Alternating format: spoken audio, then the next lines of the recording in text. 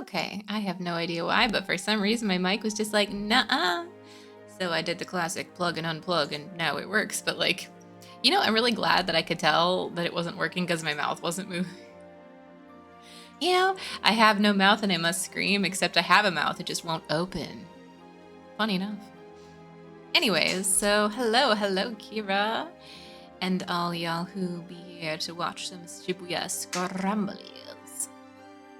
We'll continue. Yeah, mic drop, indeed. Just, hee hee hee. Oh, that's what I didn't hear from saying. Mayhaps. Yes, indeed. Who knows? I mean, listen. Who knows why things decide to not work? But it be what it be. What was I doing? Right. Honestly, I've got like pretty hardcore jelly brain today, so we'll see how this goes. I maybe didn't sleep my absolute tip top last night. Happens. Yes, I had a fantastic weekend. Just an absolutely amazing 10 out of 10 weekend. Like just the perfect mix of good food and spending great time with great people and getting to enjoy some Christmas lights and all that. So, I actually went to a Filipino restaurant, the only Filipino restaurant that I'm aware of in the entire city. And turns out also delicious, super delicious. Now, I don't know if I mentioned this before, but like I got inspired to try Filipino food after playing Until Then. Until Then is an incredible game. Absolutely amazing game. Just catching up on sleep. What am I? Yeah, that's the one thing I didn't do as much of as I should have. But it's still a 10 out of 10 weekend. All of the good stuff definitely overrode it. You want to try it out until then? Indeed, I did not want to try Filipino food until then. Until that moment. But yes. Oh yeah, honestly, probably. First time I've ever seen it. First time I tried it, and yeah, what did I have? I had chicken adobo, which apparently is basically like the unofficial national food, and pork sisig, which is also just incredible. Like chicken adobo soup, like perfectly cooked chicken with the perfect mix of like sweet and salty and savory. Great, just fantastic. Like I'm actually really picky with how chicken is cooked. Like I really hate dry chicken, like a lot. Like a lot. Like I do not like dry chicken cubes. It's not my jam. Like I'll eat it still if it's listen, I'm not a picky eater in that like I'm not gonna eat a thing that probably I made in or someone I know made. I'm definitely gonna eat it. I don't waste food. But I won't choose to cook chicken unless I know I can make it like super, super soft. And I haven't quite figured out the best way to do that yet, but I did get an Instapot and I did make shredded chicken. So, progress. Yeah. Ooh. Yeah. I heard about lumpia from the game, but I didn't see it at this restaurant, which I was surprised about. Like they had spring rolls, and it's kind of like spring rolls. They also had it's like I wonder if they just called it something different just to get people to have it. So I'm not sure, unsure. And so yeah, what else? Oh yeah, the pork sisig was so creamy. Like it was creamy and it was also crispy, crunchy. Like it was the perfect mix of textures, and it felt so warm and so comforting. And honestly, like literally eating this was basically like I felt food nostalgia for food I had never tried before. I felt like someone's grandma had given me like great cooking. So I had a great time. Curious how everyone else's weekends went. Oh, so bad end. Okay, we are time charts. Okay, we would keep out on Kano, Minorikawa, Osawa. I'm pretty sure we just have to continue with Osawa right now. That might just be... Let's see. Anemoya. Nostalgia for something you didn't experience. Wait, that's a word. Ooh. Wait, what language does it come from? That's not an English word that I'm aware of. Something wrong, Mr. Osawa? Kajiwara was leaning in, looking concerned. Osawa came back in a moment with a start and realized he'd buried his face in his hands. No, he muttered, looking up. Just getting angry, yelling at people. I'm not good with that sort of thing. I don't like it. He picked up the music player and fidgeted with the earbuds as he spoke. Well, getting angry and yelling at people, I don't think there's anything wrong with it. What? I think there is, actually. I think that's just human. I think it is common, but I think it's still not okay to yell at people generally. It's human to do those kinds of things. I often said he was cold and mechanical. Her sarcasm only underlined a fact he'd always lived with, that he didn't know how to conduct himself like a human being. I like the word, a cornerstone of modern conservative and corporate strategy. That's true, but I've never heard the word for it. And that is also accurate, considering the fact that this whole, nostalgia for the traditional family, which apparently means the nuclear family, which was a thing for 30 years, kind of, but only in a very specific part of society, because most people were still living in generational households or on farms. It could be a newer word. Oh, I love Sonder, though. Sonder is a great word. Love it. Listen, I'm down to accumulate a new word. Anomia. It's not anemia, because it's obviously, but it's my brain's it kind of looks like anemia. I'm actually not sure how to pronounce it. There could be a couple ways. If you get angry, you should just show it, Kajiwara said. If you get sad, you should show it. It's human nature to let other people know how we're feeling, after all. But what if doing that hurts the other person?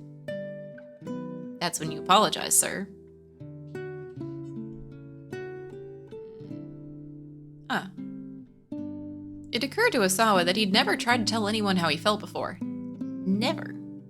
See, this continues into my theory that he had been taught specifically when he was young not to express feelings. Nimoya? Oh, I like the sound of that one.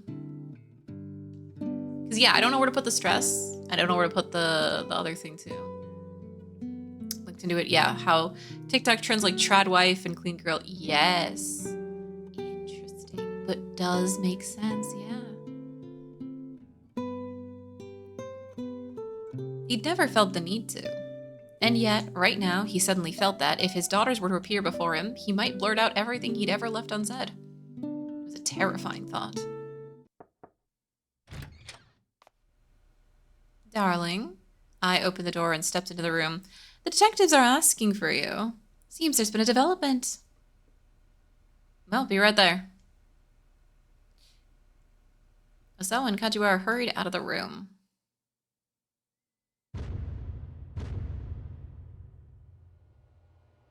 Okay. Anamoya. Okay. Which part has the stress? Because that's the part, it could be anamoya, anamoya. Right? Read it like Polish? Okay. Anamoya. Okay.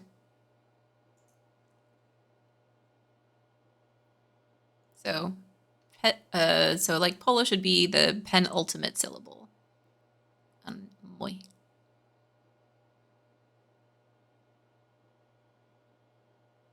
Interesting. Anamoya.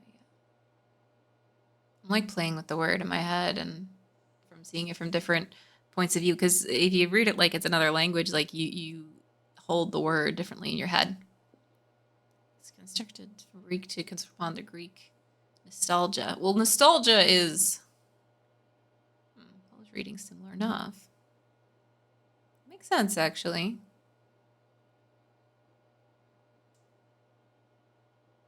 But nostalgia is very different than nostalgia. You know what I mean? Like, it's anomalous until you bring it to English, and then it's like, what does English do with words? Whatever we want, but always the wrong thing somehow. Before the news was shared with the Osawas, the member of the investigation team quietly briefed Detective Kajiwara. Osawa and I sat on the couch on the far side of the room, watching. They could see Kajiwara go pale. He wiped the sweat from his forehead with a handkerchief several times. Bad news, Osawa thought. Mr. Osawa, ma'am. Kajiwara shuffled his way over to them at last. We've just gotten word from headquarters. He hesitated ominously. Osawa braced himself. Please, let's hear it. First, about your daughter Hitomi. Kajiwara's expression was grim. The body of a young man named Achi Endo was discovered near Shibuya Station. Oh yeah, he died. The name meant nothing to Osawa. In a building not too far from the scene, Detective swallowed. Your daughter Hitomi was found dead.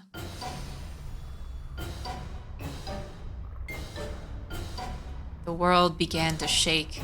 Osawa staggered, reeling with sudden, nauseating vertigo. No, it's not possible. After that, your daughter Maria. The words blurred together. He could no longer comprehend what he was hearing. Everything was wobbling, shuddering, distorting. Tomi was dead? Tomi.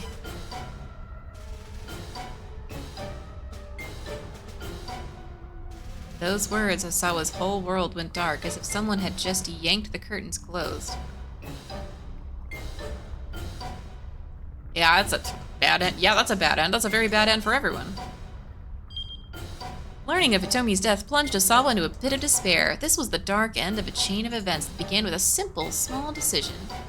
Someone else merely decided to abide by a little promise. Because of that, not only did Achi and Hitomi meet with disaster, but Osawa lost his mind as well. Keeping a promise is a noble thing for sure, but right now, saving Achi, Hitomi, and Osawa is more important. I see. I know exactly which one that is.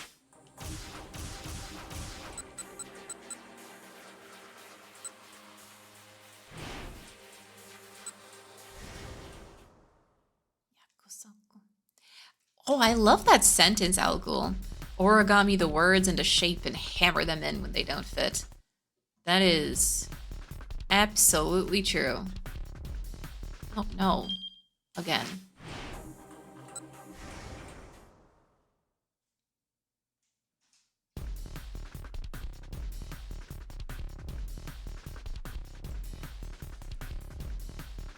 It's interesting imagining that.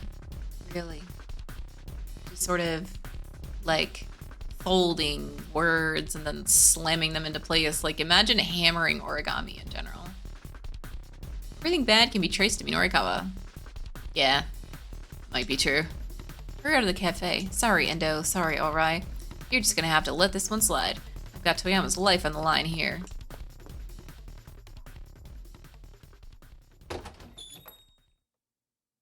He opened the door to the cafe with the practice of a regular. Welcome. The waitress only got that far before her face fell. You again? Hey, hurry up and get me a seat. She grinned wickedly. I'm terribly sorry, sir, but we're all full at the moment. He looked around. All the seats were indeed filled. As you can see, sir. Really now. Waitress's grin widened with triumph. Yes, sir. Fine, I'll just right here. Let me get some power. Yes, she's great. Okay. Now, I'm curious. Oh, I have to keep going. Okay, we don't know what happens from this. I mean, I want to save Achi first, so... You know what? I'm going to go save Achi first. I lied. Yes. No, she's great. She is a great waitress. Absolutely.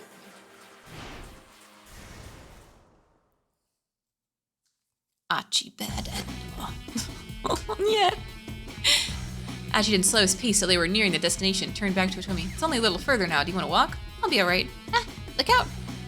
Looking ahead, Achi saw they were bearing down on a young grade school girl. Her head hung in dismay. Achi hurriedly caught the girl up in his arms. Huh. Caught the girl up in his arms. Yeah, the maneuver kept her out of harm's way, but the momentum swung her high into the air. She dropped a sheath of papers she was carrying. As luck would have it, the papers fell amidst the trash scattered alongside the road. Oops, sorry. Achi stopped to gather up the sheets of paper, noting that each was adorned with some sort of writing. Here, looks like they got kind of messed up though. The pages had landed in some kind of spilled liquid. Most of them had gotten stained. It's alright, the girl said gloomily. You should just throw them away. It's not like I can sell them now anyway. You're not gonna sell them? You're gonna sell them? I'm sorry, do you think you'll be able to redo them? Gee, is there a stationery store around here? Yeah, up at top of Dogonzaka, as she said. Here. Took a 50 or 5,000 yen note from his wallet and offered it to the girl. It's my new paper. I know I can't replace the stuff you wrote, but the girl eyed the money doubtfully. It's fine, go ahead, take it. Thank you very much. The girl spoke with surprising formality, then she turned and headed up to Dogonzaka. Achi gathered up the trash and tossed it into a garbage bin before he and Hitomi continued on their way. It is, actually, yeah, no, definitely, because I thought it had no effect. Turns out it did.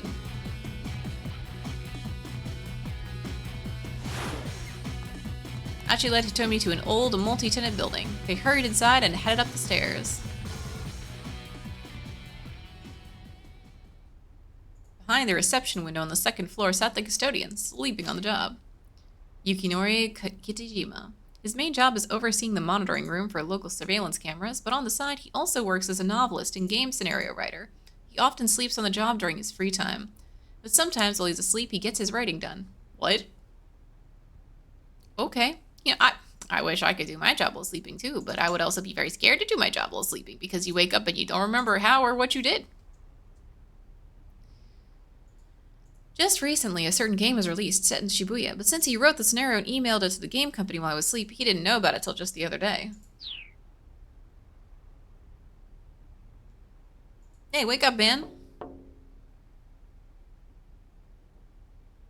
Achi gave the window a tap and the man woke with a start. Huh? Achiji? Don't scare me like that.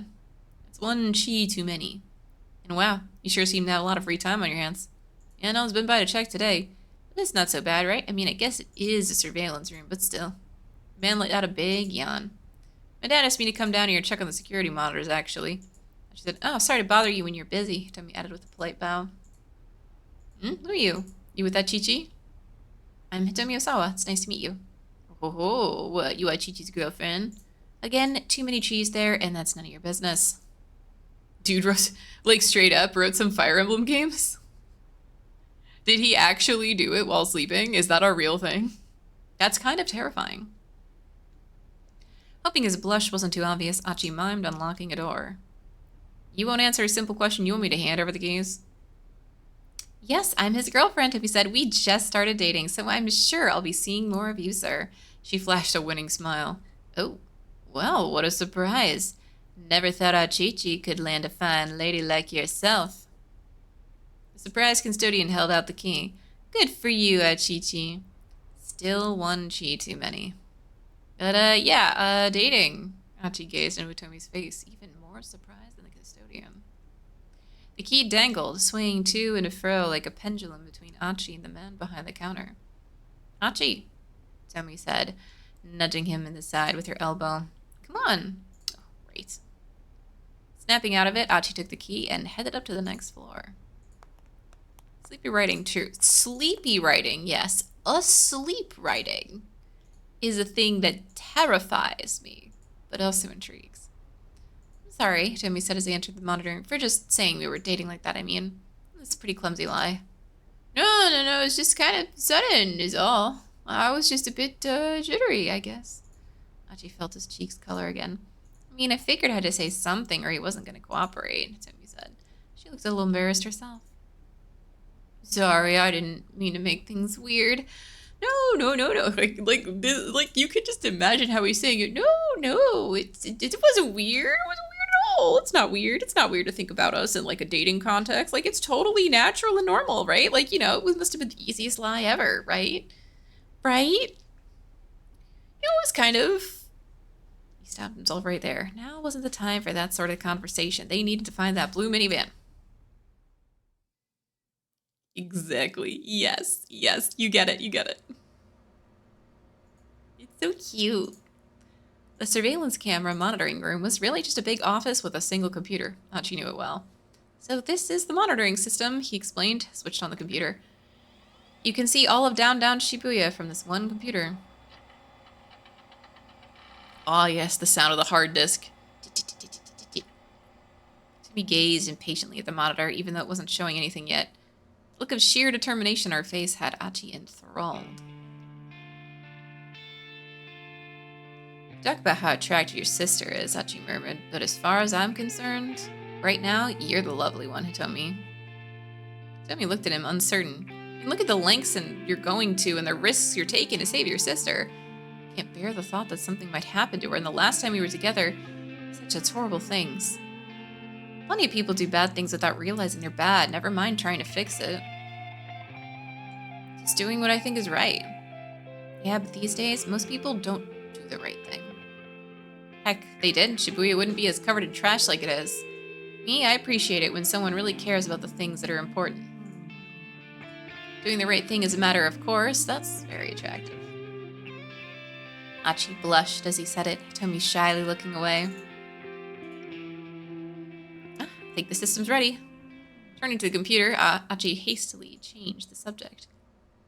This thing's so simple, even I know how to use it. Clicking on the mouse, he brought up a row of 4 windows on the monitor. Oh, neat.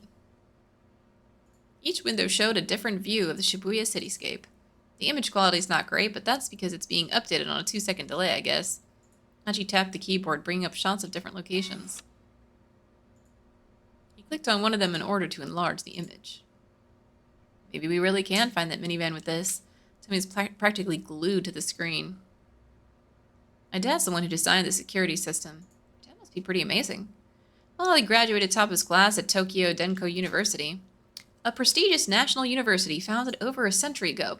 Applicants who place highly on the entrance exam can receive a full scholarship. Achi's father was one such attendee. The school has supported extensive research into artificial intelligence and recently announced an AI program known as Mari. While the computer is asleep, different personalities emerge, which have an impact on various normal thought processes, forming a network of more human-like patterns as a result. I've never heard of this, and it's extra funny in the days of LLMs.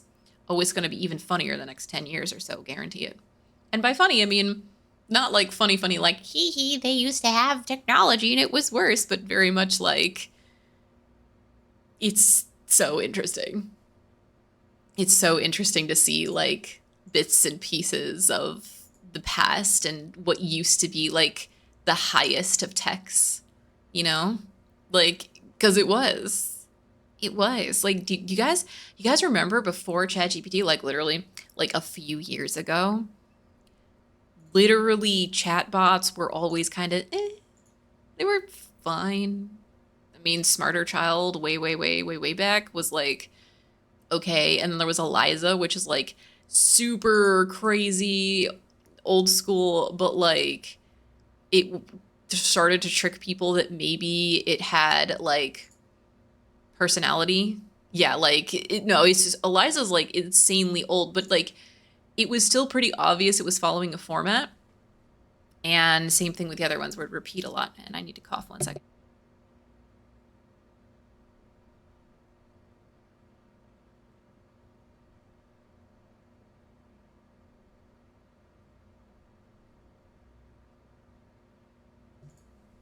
But yeah, no, it's definitely interesting. But yes, the basilisk. Whose basilisk is it? Someone's basilisk, and you're supposed to contribute to it. And like, if you don't, it's like a whole bad thing. Yep, AR and VR come in a funny cycle of springs and winters, and yep. Oh, yeah, no, absolutely. No, we always go through a lot of similar things because we're always so excited. Maybe this is the thing that will bring us real AI. Maybe this is the thing that'll bring us AGI. Maybe this is the thing that'll unlock the secrets of being human. But is it? Nah, Transformers on their own are not going to hit AGI. It's not enough. You need more than Transformers. But Transformers are amazing. Like, it's obviously a life-changing thing. Like LLMs have changed everything forever. But too much research is being poured into exclusively LLMs and Transformers, and we need to branch into other things that aren't going to bear fruit instantly. But the thing is, those things can then be combined with also what works about LLMs. Like, yeah. Oh, Transformers.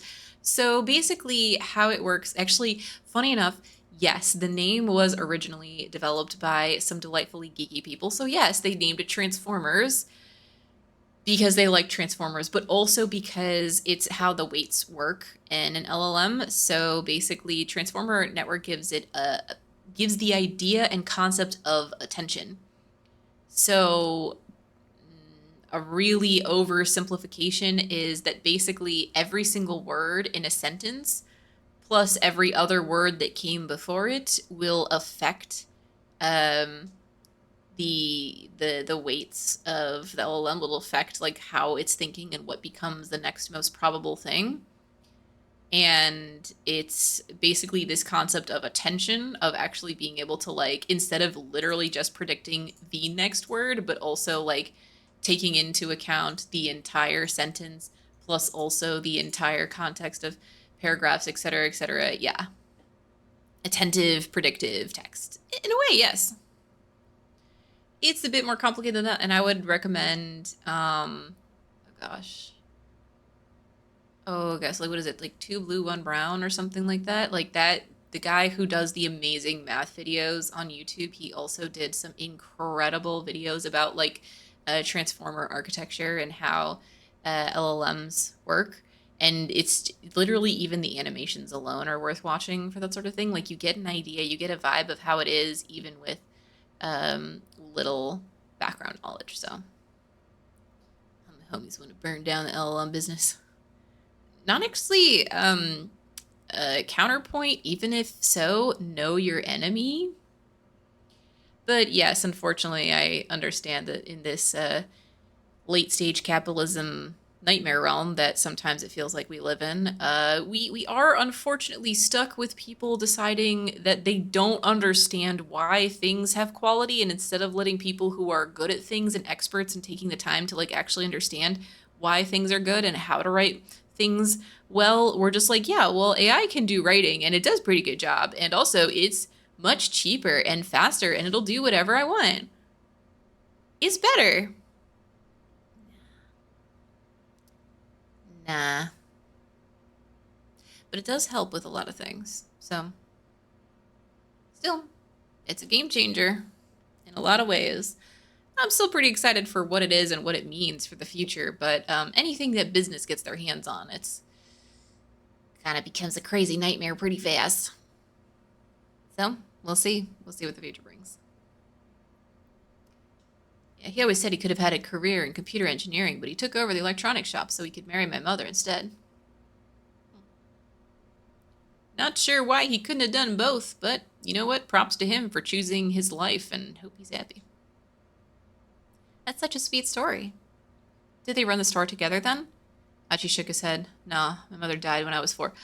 Oh. Prompts. No, now it's just sad. Begrudgingly used page. Yeah. No. Like, prompt engineering is a real thing. Like, it's because what it is it's actually like how to give AI the right context without giving it too much, but mostly how to give it the correct context is huge. It changes everything. Oh, I'm sorry. Tomi sounded even sadder than Achi. Well, anyway, never mind that. Here, look. The seedy looking weirdo they run into at Gigo was on the screen. Huh? That guy again. Said weirdo was running all out, laptop under one arm. He was being chased by a man in a long coat. Guy sure gets chased around a lot, huh? When the weirdo slipped out of view, Achi switched to another camera. The new view showed the weirdo running again. By hopping from camera to camera, they could track him wherever he went. As long as we have this camera, this guy has nowhere to run.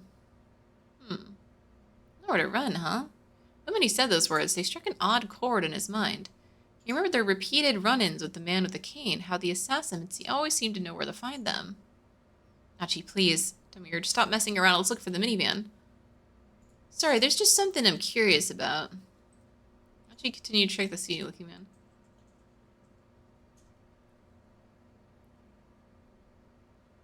Yeah, I want to know too. The weirdo rushed into a knick-knack shop on Center Guy. Soon after, the man at the coat appeared and followed him into the shop. Aha, looks like he snatched that guy's computer. Still, they remained glued to the monitor. Oh, that's me. Tomi took out her cell phone. It's an email from Mr. Tanaka. Okay. Yeah, it was about time for my mood to take a dip, Achi thought. Seedy man, curious what he... What? Tomi blurted. She looked up from her phone. Achi, Mr. Tanaka found the minivan. He... What? What does he say? Read it to me. Okay. I ran after it, but wound up losing sight of it. It was heading towards Jinnan. That's what he says. What about your sister? Oh, we cannot jump. Okay. Is she inside? It doesn't say. Achi switched over to an array of surveillance cameras near Junin. The few seconds the transition took felt agonizingly slow. Finally, 4 new images popped up. Achi quickly enlarged one of them. Ah! Tomi let out a tiny gasp.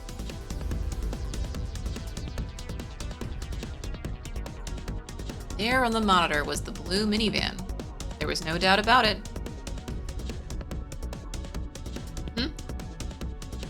People do forget how wired most cities are with cameras. Oh, yes. Even outside China-level social credit monitoring stuff, like Watch Dogs as a deemed attack. Yes. Actually, there are tons of cameras everywhere. Everywhere. A lot of them are also fake. A lot of them are also not connected to anything. A lot of them are also not watched, and also not watched in the recordings. But yeah, no, you'd be surprised. Achi and Tomi rushed from the building, speeding towards Jinan in an all-out run. Run, Achi, run, Tomi, run! Other guy who's looking for Miku.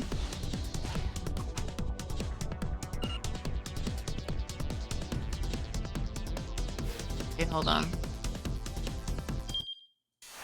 There's too many jumps here that's making me very suspicious. Hold on, Maria's is different too.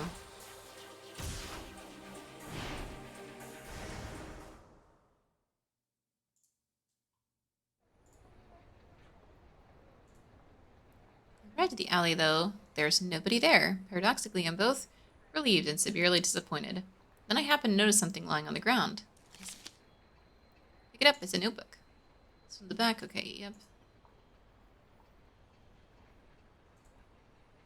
Person of interest is... Yeah, no. Unfortunately, yeah, the Patriot Act and all of the NSA monitoring, like, everything is unfortunately quite accurate. Well, what do I do now? Do I go to the police? How do I even explain the situation? I can see it now. There's this killer out there and he's after this person named Hitomi Osawa. Then the police would be like, who's that? And who exactly and is after her? Then what would I say? They might not even give me the time of day in the first place. Actually, yeah, we've already read this. What am I supposed to do?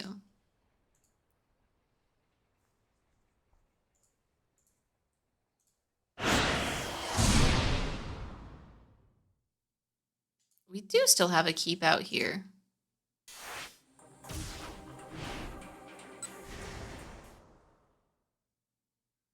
Did I need to, like, click on it again?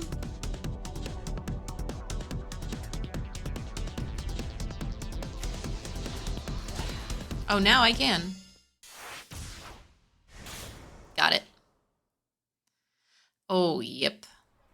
No. Yeah, unfortunately, the American Democrats, which I'm pretty sure is only an American term, are just as corrupt, but in a different way. Like the institution and the people that are there, just like they also love money. They love money so much. They're still more reasonable. I'd prefer that. Honestly, I prefer when corruption wasn't just blatant. It's still better. And, like, it's not good. But in my personal opinion, it's better. It is what it is, though. Corruption is everywhere. Eventually, I muster up the energy to start walking around the town, heading nowhere in particular.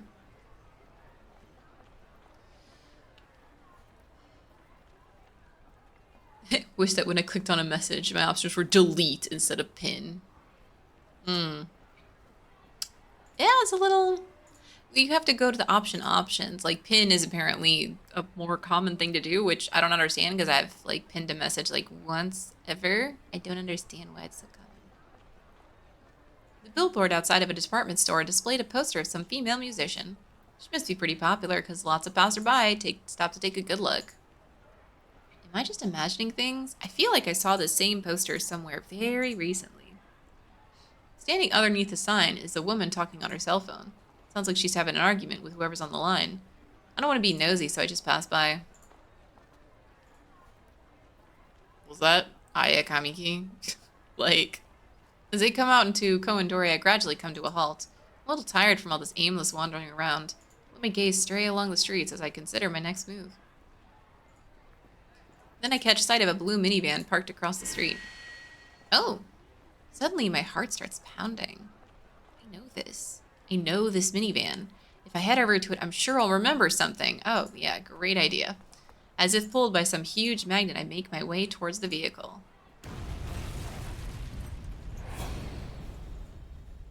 Oh yeah, it explodes. There's a sudden, thunderous boom. I'm knocked flat by a blast of energy and the world goes all topsy-turvy.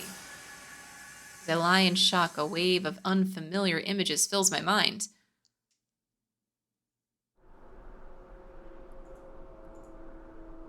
A cloud of whirling dust in some place that isn't Japan.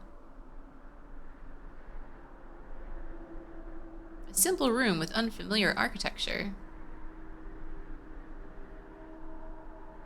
A girl. And I know the girl's name.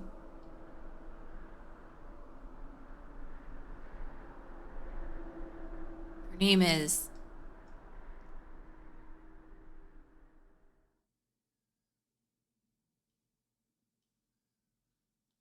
On the verge of that revelation, my consciousness fades away.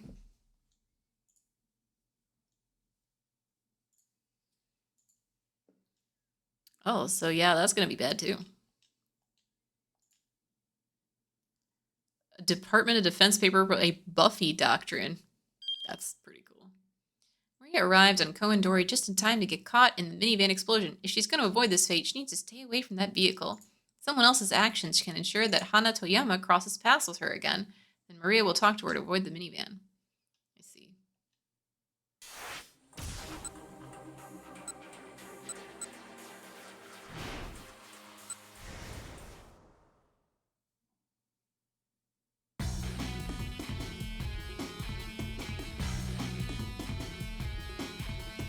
Took a quick leap to the side. Managed to avoid crashing into her by taking a tumble himself, but the girl was still definitely a bit shocked. Sorry about that, Ashi said. You alright? The girl didn't answer, even meet Ashi's eyes. She just looked around as if in a daze. Waiting on someone, maybe? Not a kid. She's okay. Once more, Achi and Hidomi set off running. The multi-tenant building hurried inside and leapt up the stairs. Same thing as before. Do I have to continue there, or it'll take me back to here? Okay, cool. Okay. Norikawa still needs to do stuff, but let's just go back to Maria and continue there for now. If you think about biological warfare in terms of a TV show called Buffy the Vampire Slayer, that you think about the world of biological weapons in terms of Buffy paradigm, and you think of many of the problems and proposed solutions part of the Buffy syndrome. Hey, biological warfare. Nice. That's seriously a quote from the paper? That's fascinating. How is it used? Like, what is these... I want to know, like, more, and, you know.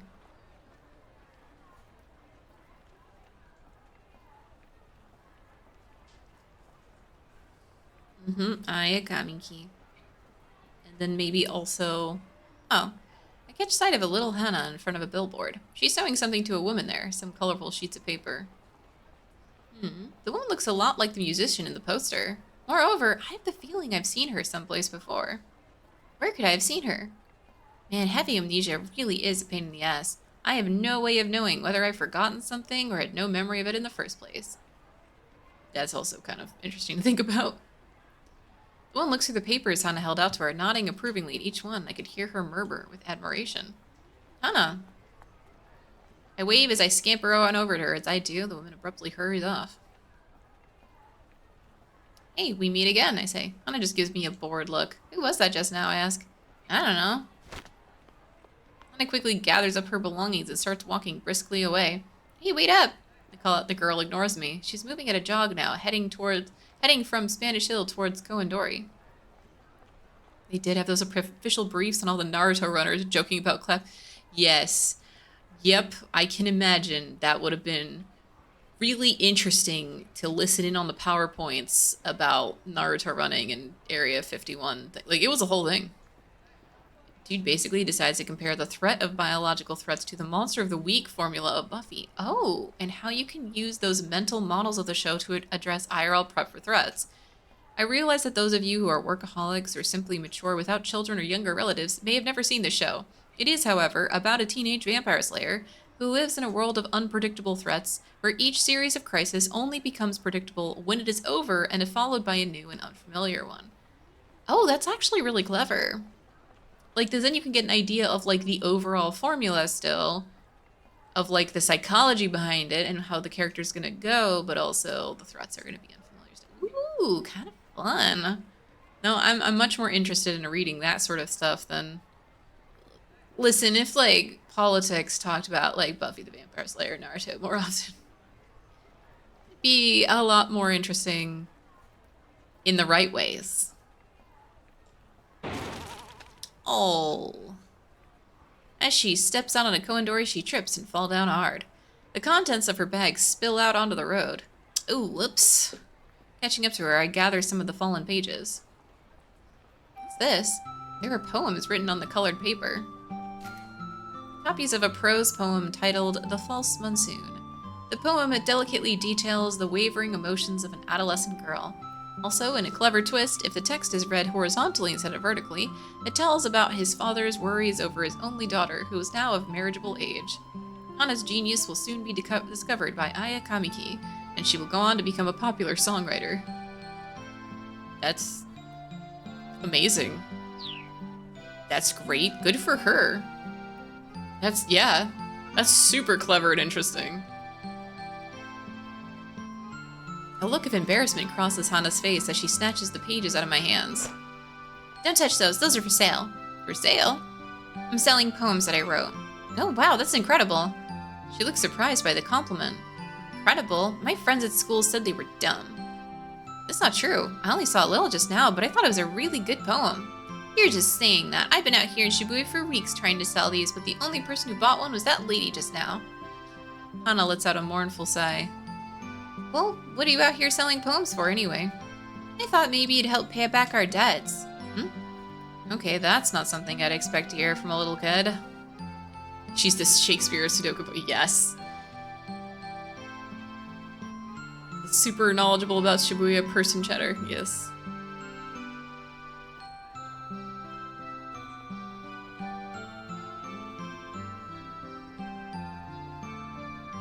I also am not the best with names. Listen, I'm not good with names in any shape, form, or context. I'm literally like one of the worst people with names like ever, honestly. Speculate on scenarios, delivery methods, and lethality. We can conduct studies and exercises. We can write doctrine until hell freezes over, but our chances of really being much better than Buffy are simply not that great. At least until we have a much clearer picture of what biological attacks actually like actually are, or actually what it attacks, or what it is. My dad's in real deep, she continues. The topic makes me think of Mr. Yanagashita. Guess today's my day for meeting people mired in debt. And I'm only in elementary school, so I can't get a part-time job. Japan's labor standards prohibits the hiring of children under the age of 15. For certain jobs within the entertainment industry, however, employers can obtain permission from the Labor Standards Inspection Office for younger children to work. I'm impressed. She's so brave. Maybe a little hard to approach, but she is just a kid after all. She's so brave, I want to give her a hug. Oh, Hana. I hear a strange wailing call from behind me. Startled, I turn to see Mr. Toyama standing there, tears streaming from his eyes. Hana, I'm so sorry. I had no idea you were trying so hard to. Gemma rushes up to the girl. It's quite the emotional father-daughter reunion. Oh, or at least it's how it looks until Hana slaps her father across the face with her bundle of papers. What? What was that for? Don't you give me that. I'm sick of all this running around. She delivers several more well-placed smacks with her little craft project.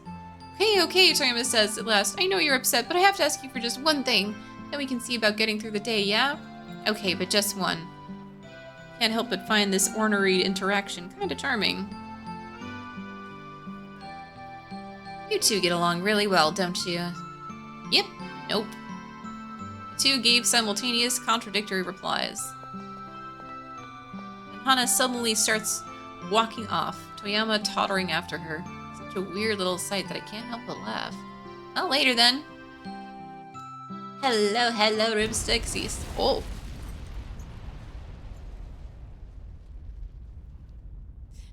Welcome to explosion time.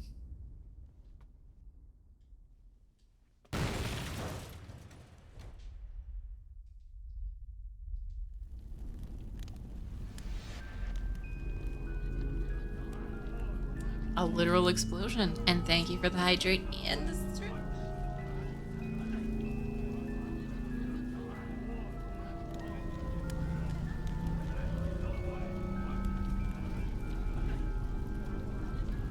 I don't know if she has a meme shirt. I can't see her shirt.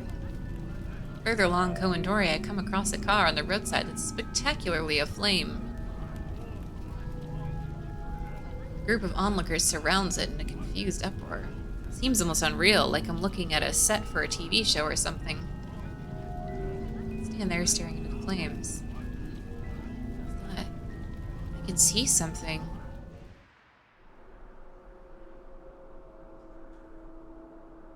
The raging heat makes the air shimmer. The scent of dry sand fills my nose. A gust of searing wind tugs at my hair. Where am I?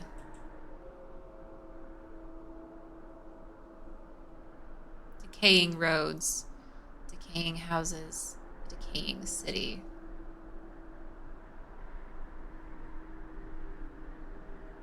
And the people who live there. People who live. People who live. People who live. There's someone by my side. Someone's with me, watching all of this. It's a girl. The person with me is a girl, slightly younger than me.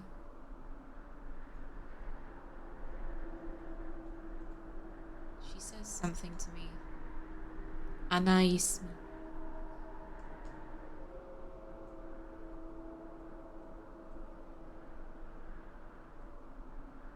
Cat's Cradle. That's my voice now. Cat's Cradle. Whose voice was that? What's going on? Who am I talking to?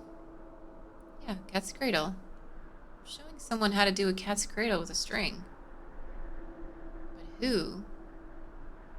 Who am I showing how to do a cat's cradle?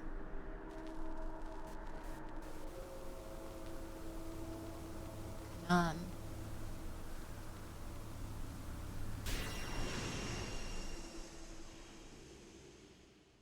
The word Kanan echoes in my head.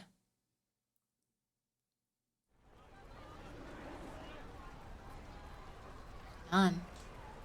I utter the name out loud. Images floating through my mind are beginning to break up and vanish.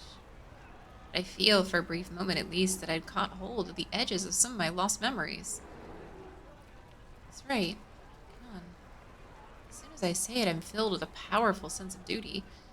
There's something I'm responsible for, something that I needed to do. If I don't, this Kanan person is going to be in grave danger. Calm down. Just calm down. I'm pleading with myself, fighting the impulse to take off running. If I did, where would I go? I have no idea what my destination or my goal even is. Please, please, please remember something. Please. Also, yes, that is a meme shirt. It's some, like, inverted thing. And, like, it says at the bottom, T-head. Like, what? I have no idea what this shirt is about. I gaze at the flames, practically praying now. Don't move. The voice hisses in my ear, and I feel something hard pressed against my back. I don't need to turn around to recognize whose voice it is. I thought you said you didn't have any business with... Did a little thinking, says the man with the cane slowly. About how I might lure out Hitomi Osawa, see?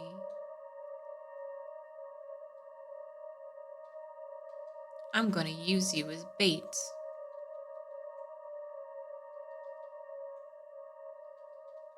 Ooh. True, it could be alt music. Ooh, we got her to the end. That's exciting.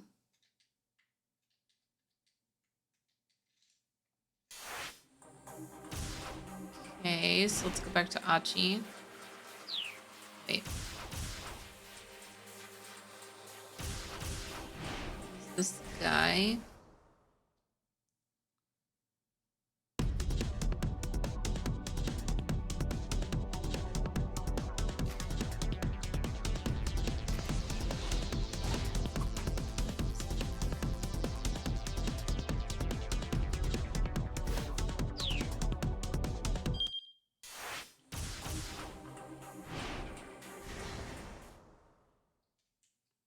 No, let's see.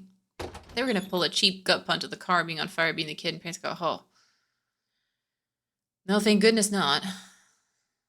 That would be really upsetting, like super duper upsetting. I don't think they could do that to our characters. They'll kill our characters, but it's considered a bad end and we fix it. He opened the door to the cafe with the practice of regular. Yeah, oh yeah, we still don't care. All right, he did this before. I'm terribly sorry, sir. We're super duper full. All I can do is click the buttons as fast as possible. Except for that button. Not that button. That button literally made it start over. And that's what happens when you're not patient. That's what happens. It's important. So actually, we're going to use this as an opportunity to stretch.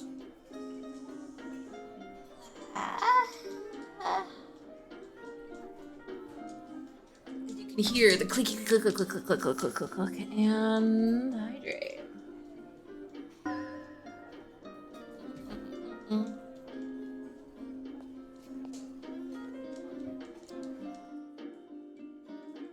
Look, it's... Oh gosh, we're gonna have to go through his whole thing again.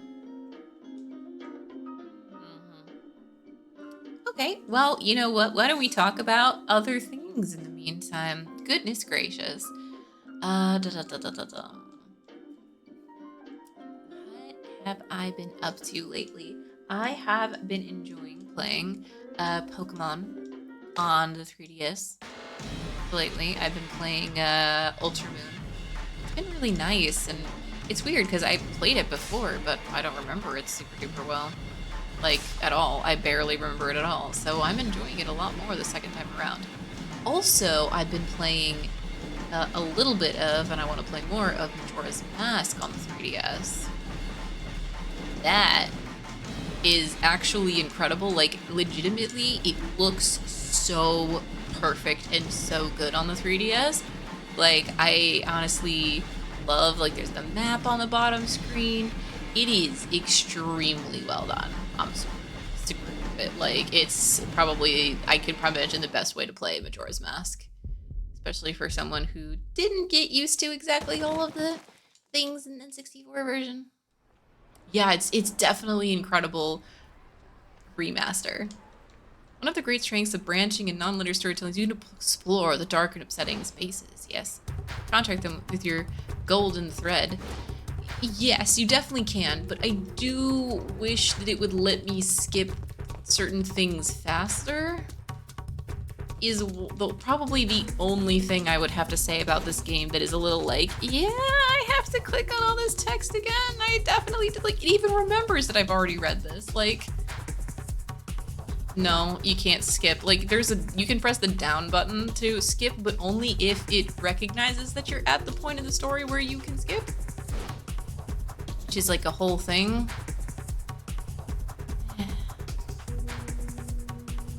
could he be headed then? It was the knick-knack shop. This we already know. I also recalled seeing a poster outside. Yep. Thank you.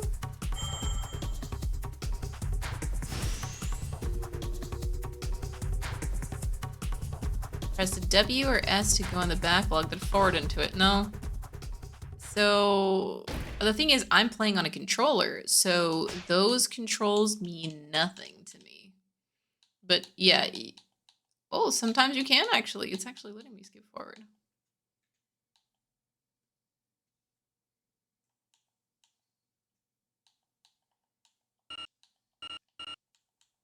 And the thing is, you can't even skip to the end. You can only skip to where the thing. Hold down X on an Xbox or what? Like which X? I don't. My thing doesn't have a touchpad. I'm not playing on a PlayStation controller. Okay, so we're still back at his bad end.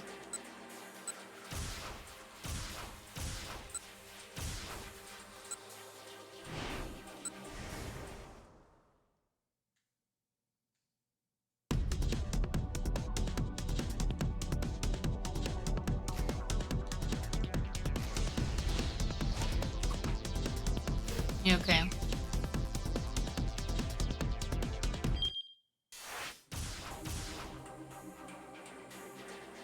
What was this hint for this bad end? Led to the wrong place at exactly the wrong time. If he hadn't run into the enemy fighter, Miku comes into the knick-knack shop.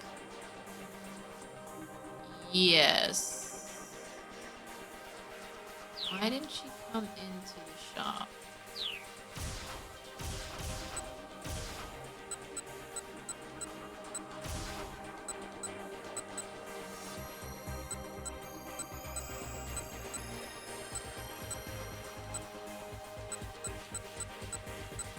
We're at 15.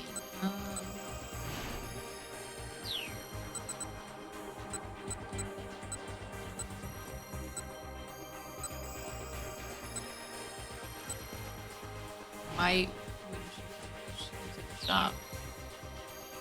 There's no choice here. Man with the cane, running away from the man with the cane. That's it. There's no...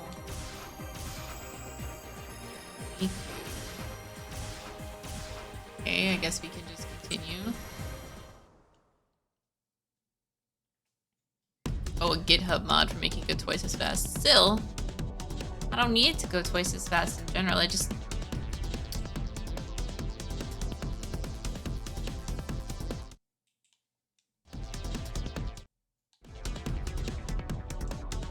to the left of the station and darted past the Cebu department store.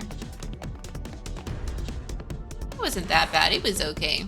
Aha! Ashi pointed as he came to a stop. The blue minivan was still there, parked by the curb alongside the slight hilly incline. Leaving Achi behind, Hitomi started rushing up the hill. Alarm bells started going off in Achi's mind. Someone from the kidnapping crew was in that van. It was dangerous to approach Go. Yeah, what's her plan? Stay back, don't get too close, Achi shouted. But she didn't appear to hear his cries. The hope of rescuing her sister had driven all else from her mind. Achi started to run after her. Hitomi had reached the vehicle already. She brought her face close to one of its windows. Tinted glass obscured the view inside. Hitomi circled around to find the minivan's other side. She saw her grasping at the door. He slipped out of his view for just a moment.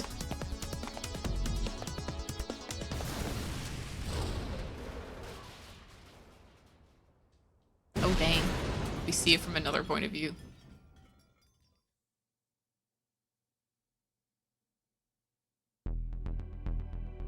There was a thunderous explosion and a gout of flame tore the roof off the minivan like it was made of aluminum foil. Hitomi! Horrified, Achi charged through the roiling smoke, searching for Hitomi. He saw two figures sprawled on the street several meters from the van. Hitomi and Kanan. Hitomi, wake up! Achi cradled her in his arms, and her eyes drifted open faintly. Are you okay? Are you hurt? Hitomi didn't appear to understand him. Her only response was a blank, dazed look. There was a a small patch of red on her face. She wiped it away with a finger and saw no further signs of bleeding. She must have been splattered by some... Nope, she has been injected. As far as he could tell, she hadn't been gravely injured. She let out a sigh of relief. Tomi, is she alright? None stirred on the ground. Clothes were scorched in places and she was bleeding from her head. Or eardrums, also possible, but I think... Because, like, they're trying to get Hitomi's blood, so I feel like someone might have gotten Hitomi's blood. Come on, did you save her? Is she alright? Yeah, what about her sister? Now didn't respond. Oh, it can't be. She went to look inside the van. Amidst the smoke and flames, he could make out the outline of a body. What happened here? Nachi had to look away. Get Hitomi out of here. Hurry. If those guys show back up, Kanan's face twisted up with pain. Alright. That was a scary sound, yes. It was bigger than the explosion. Sorry. You have to think. Nachi settled Hitomi carefully in his arms. Wait, I needed to tell you something. Kanan's pained gasp called him back. Alfard. That's a made-up name. It's the name of the mastermind. I'm sure it'll come up again if you keep pursuing this. I got diving certified. One of the ladies had her eardrum rupture and her mask filled with blood. Oh my god. She couldn't dive due to her ears. That's sad to get so excited about being able to do something, then find out, nope, can't do it. Not a thing. If you value your life, don't get involved with Alfard any further. Now go. Okay, thanks. With Hitomi in his arms, Achi hurried from the scene. He wasn't sure where he was heading. Just wanted to get away, wherever that meant. He carried her past the crowd of onlookers that had swiftly begun to assemble. Flames of the burning van rose ever higher, roaring up towards the heavens. His game is hell alone. Hello, Gold. Playing her niche car purchase and even vacations around diving. Ooh. Yeah, that's even more brutal. Like, cause like it could be one of those, like, you know, oh, I guess this is the right.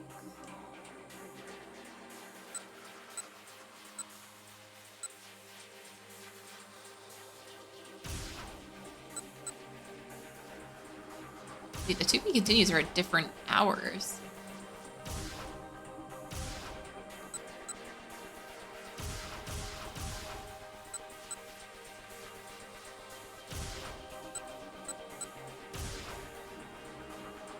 I've only seen Miku in one place and I told her to do the thing. I don't understand. 50-50 shot she offered. Yeah, it's elective. It's not a good idea. Save money, move out of one city. Yeah. No, for sure. Like, if you can, like, you know, use that to get back on your way, that's pretty solid. Pretty solid way to go.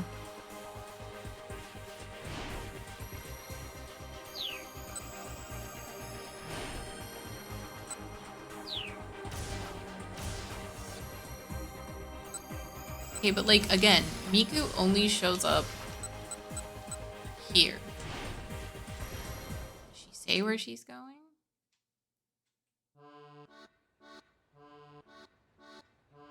Yeah. No, I mean... I hope she found something else that she could be just as excited about. I hope so, very much for her. Let's see, you think maybe it is for the best if I quit? I should ask at last. By now, 15 minutes or more have gone by. Me all these questions I don't even understand. I'm starting to get fed up. Hold on.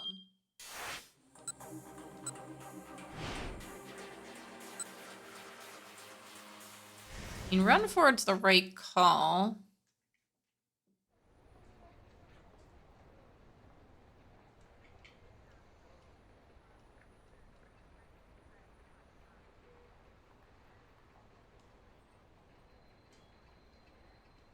Motionless, waiting for an opportunity. Might not make it in time. Man murmurs to himself under his breath. Not make it in time for what? I'm curious now, but this is hardly the time or place to try to find out more. Learned for certain I'm not a Tomi, which tells me nothing. Back to square one on figuring out who I am. Seems lost in thought. I don't dare try to get away. I can stand up and wait and mull over my situation. Just who am I? I ask myself. I am...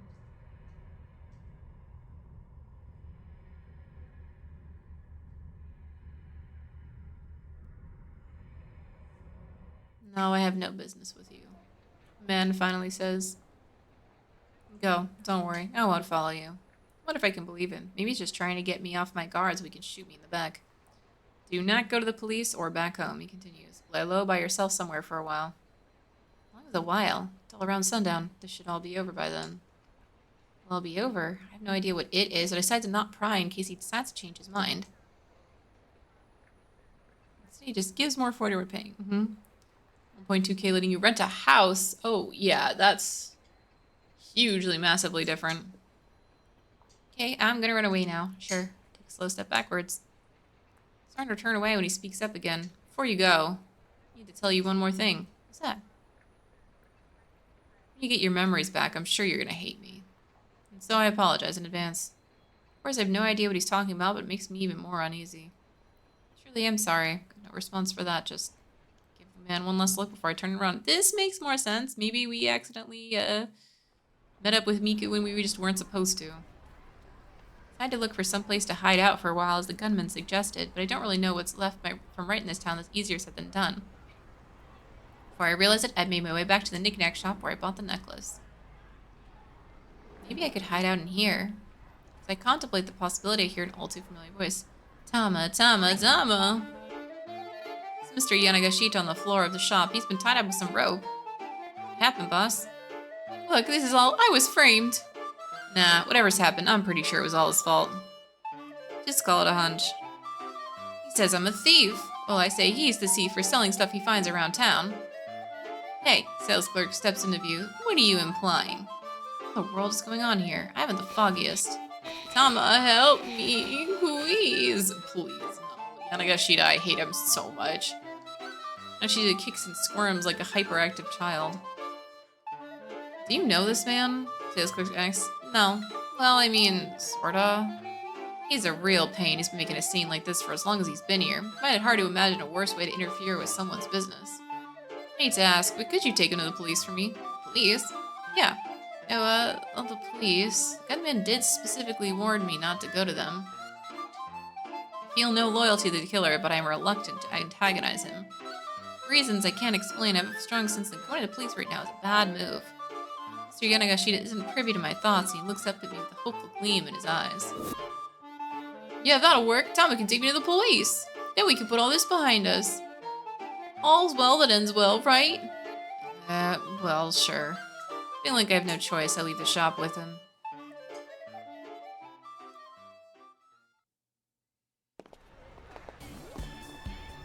Okay, Mr. Yanagashita says excitedly as we're heading out of earshot. Now let's go find Chidi. Huh? Aren't we going to the police? No, we're not really gonna go. Oh man, I am so glad you showed up, Tama. Let's go find Chidi. Big grin on his face, I have an inkling of what's coming next. You've thought of another get-rich-quick scheme, haven't you? Goodness, Tama, you can see right through me. It's not that difficult. It's practically written all over your face, boss. Mr. Yanagashita isn't listening. He's too full of enthusiasm. This time I got a line on 10 million yen.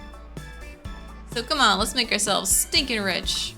He punctuates his grand announcement by pointing fervently at some non-existent listener.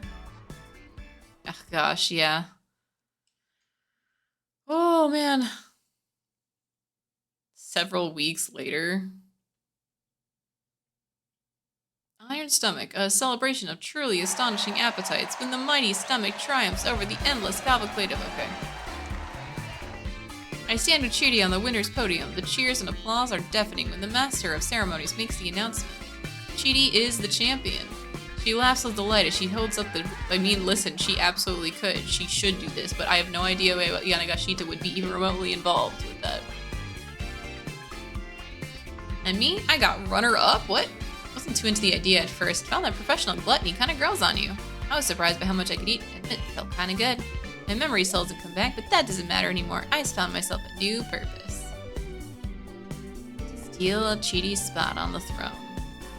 That right there is now my greatest goal in life. Incredible.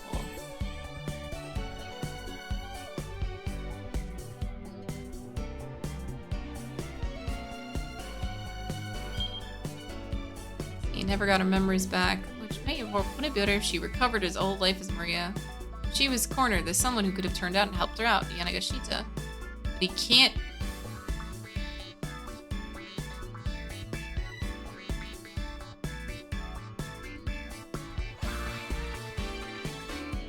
Seriously?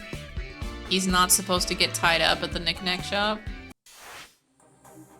Like, for real? Which she got a to be continue. Like, we were at the end with...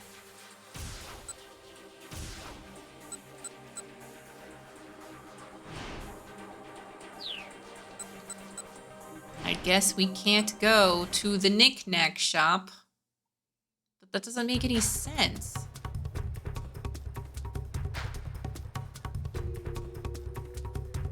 No, something's all sorts of wrong. I am so confused now. Weird bad end. It is a funny weird bad end, but like... What?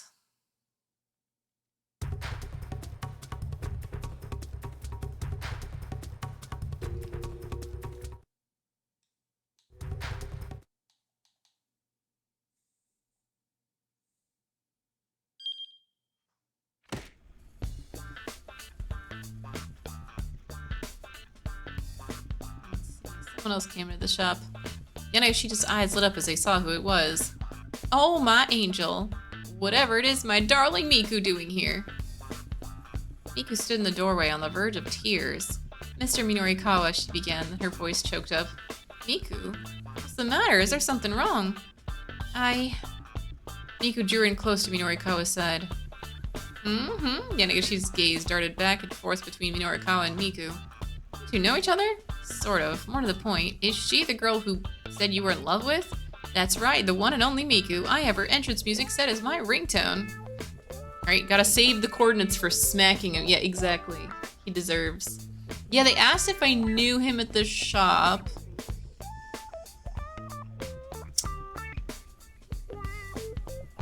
I mean, no, I didn't get a choice to decide to say that I knew him. It just happened that I said that I didn't, like, she just does it anyways. That one wasn't a choice. This is new, so we might get something from here. Paying no heed to Yanagashita's excitement, Miku kept her eyes fixed on Minorikawa. I lost to a girl who knows Aiki Jujutsu.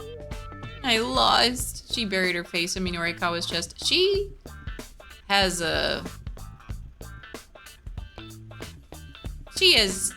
interesting connections to interesting men, that's for sure.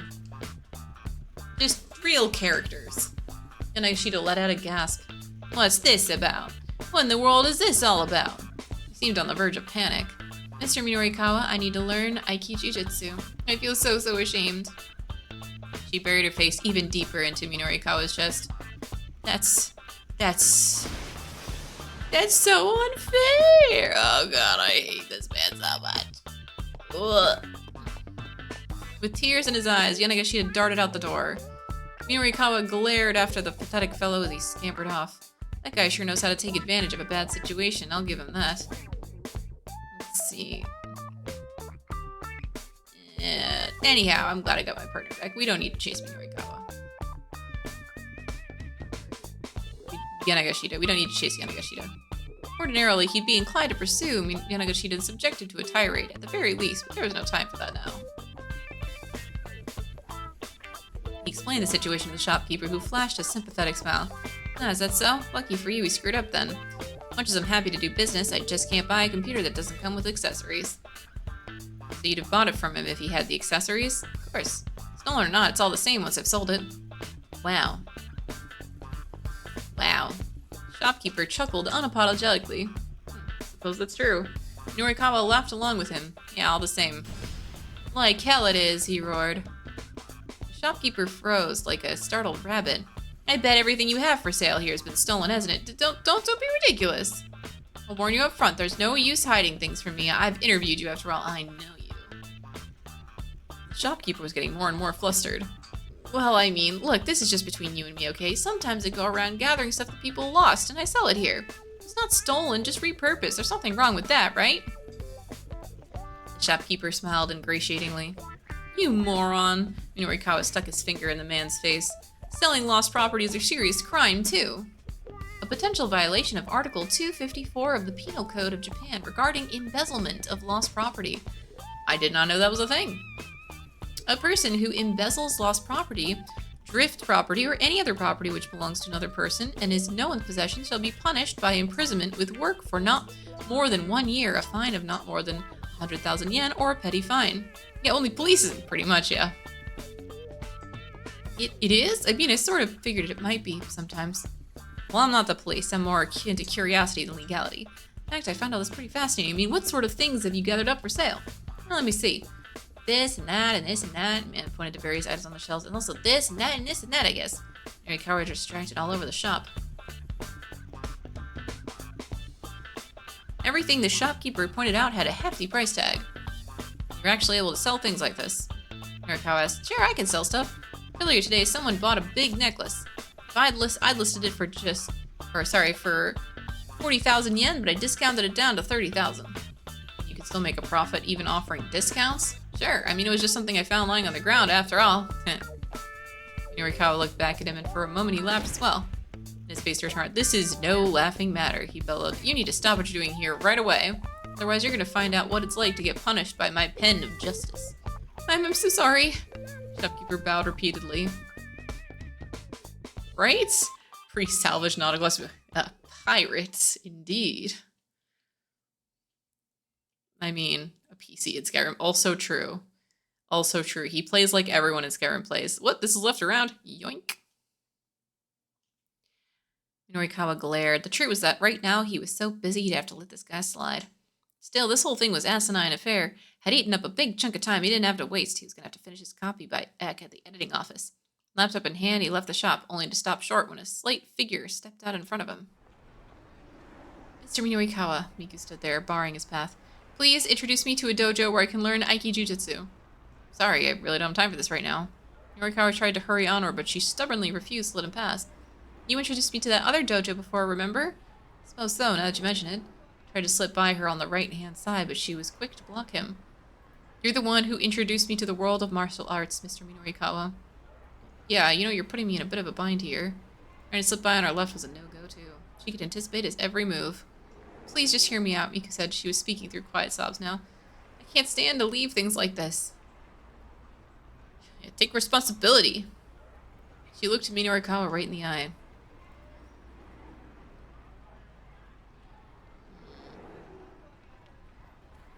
You just have to persevere until you're able to win again. It's a good opportunity. You can find something to do that isn't martial arts. Maybe. I don't know. What? You were the champion of that one pub, right? Maybe now that you're done with that line of work, you should find a more girlish... Well, okay, that's not... Hey, we're not here judging... We're not here judging what she was doing. Like, that wasn't my goal. Yeah, that's pretty gross. You jerk. Miku delivered a blindingly fast slap to Minorikawa's chest. Why'd you have to put it like that? You're so mean. Bursting into tears, Miku ran off. Hey, Miku! She gave no sign she'd heard him, and she didn't turn around. Minorikawa rubbed his cheek. It stung. For once, he actually regretted what he said. Maybe he shouldn't have been assumed she'd be willing to just give up her hobby. He did, in fact, know of several Aiki Jujutsu dojos. Only at the time, he could introduce her easily enough. Checking his watch, he saw that only had 30 minutes and change until 4 o'clock. There's no more wiggle room at this point. His articles needed to get written and fast. Need to get back to the editing department, and yet... Damn it all to hell, I can't get work done like this. Minorikawa broke into a run. But he didn't run for Heaven Publishing. He went for Miku.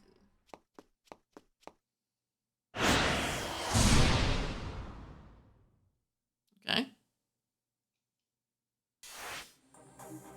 Alright, hold on. This gives a keep out, which might be important, because we had a keep out that could be resolved by Achi.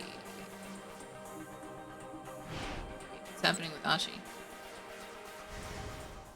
How did it take us back out of the to be continued? This is a tangled mess.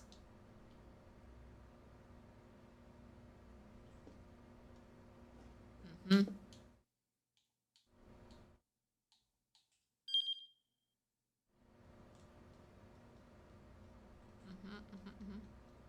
He snatched that guy's computer.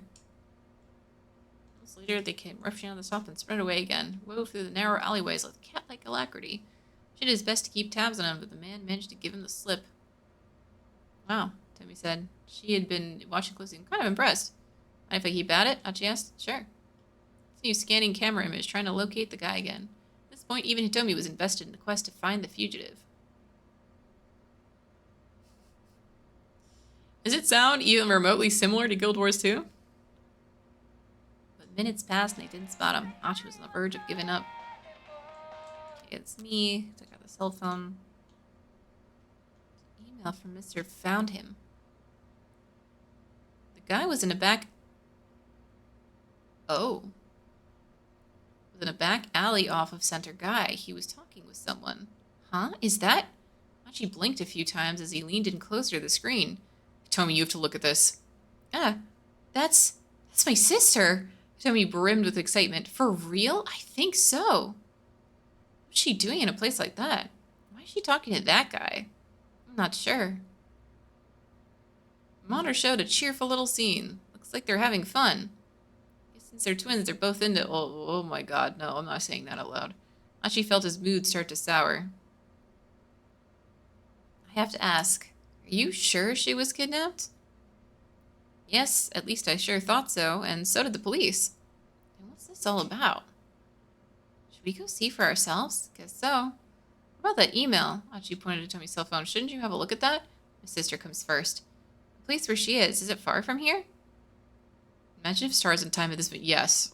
Oh my gosh. It would have been really interesting to see that sort of thing as well.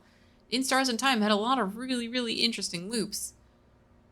Very interesting loops, but it was very lonesome, as it was supposed to be. Here... Oh my gosh.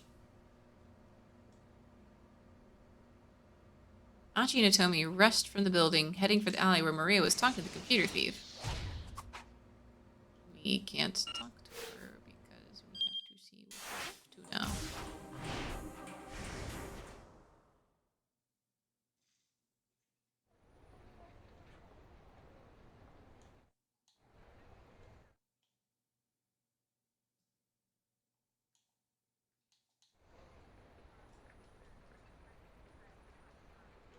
How? Well, we have seen this before. Why is it not letting me skip it? I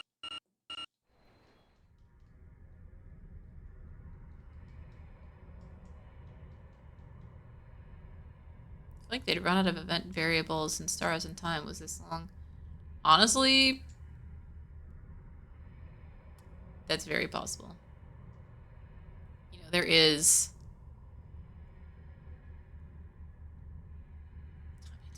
None of the above.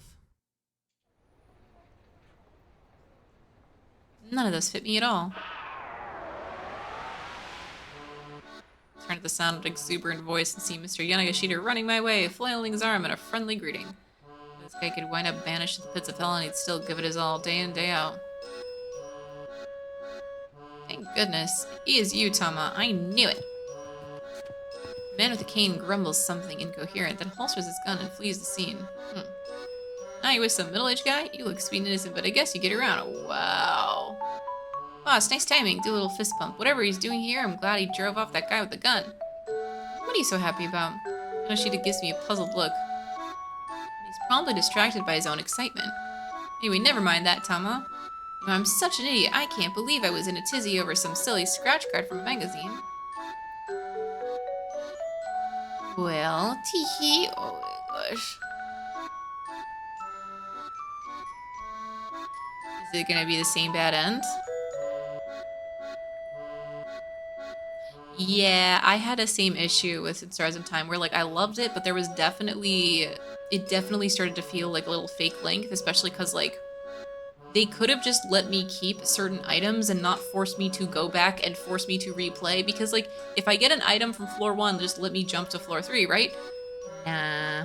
This is still fresh except for sometimes you care like I'd be so much more interested if it wasn't this character. This character just very upsets me. Ugh. Got a line on 10 million yen. I do not care. No risk, high return. Yeah, the idea of no risk, high return is just straight up absurd. Yeah, of course. Yeah, and I'm finally gonna be part of some billionaires club. This is so ridiculous. I don't even have a snappy retort for it. Never mind that 10 million yen obviously would make him a billionaire. He's so present, right? Like he's takes up way too much time in this this hour. I don't enjoy his character. Mm-hmm. Yeah, that's true. I haven't seen Chidi, have you? We're gonna need her to help rev up this thing. No, I haven't ran into her since the thing. Oh darn. Well, if you do see her, tell her to get in touch with me. Yeah, sure, alright. Don't know what he's going on about, but there's probably no harm in being helpful. Thank you, Tama. I guess I may as well give you a little hint. Yeah, hint. Wanna hear it? Sure. Well, I guess another choice. I have to tell you. Shinoshita clears his throat and proceeds to declaim an effective tone. When the mighty stomach triumphs over the endless cavalcade of icebergs, the hero shall be blessed with fame and fortune. Huh? What's that supposed to mean? Oh gosh, she looks inordinately amused at my confusion. Part of a legend. You'll need to remember that one verse for now. You're going to bear witness to history. I like this guy's right out of some kind of story himself. Yeah, maybe they'll do the thing without. Because, like, Chidi should do that. That's her calling in life. But Yanagashita doesn't need to be involved even a little bit. Adios. Spanish for goodbye. The true meaning is closer to the English farewell. In dated interactions, most Spanish speakers use the word ciao, adios can carry the connotations that you do not expect to see addressee ever again. Like sayonara. Like, when people say, yeah, sayonara, which, first of all, not quite right in terms of, like, gosh, rhythm. But also, it's the same thing. Like, you're saying farewell. It's also, like, the thing you say to break up with someone. It's not only used in those cases, but it is pretty weird if you say that. And then, like a whirlwind, Mr. Yanagashita zooms away, leaving me alone in the alley. Also, yes, I've never heard Spanish use ciao, like, to not say adios. Suddenly, I feel totally exhausted. Like, ciao, I thought was mostly, like, Italian. But also, maybe it's based on some information from, like, Spanish speakers from how many years ago this game was made? Because slang changes real fast. The assassin dropped this? I pick it up and look inside. Oh, okay, there's the thing.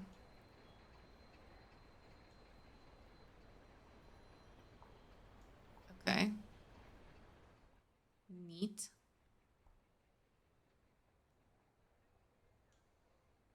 Go to the police? How would I even explain the situation? Mm-hmm. It might not even give me the time of day. Okay. Yep.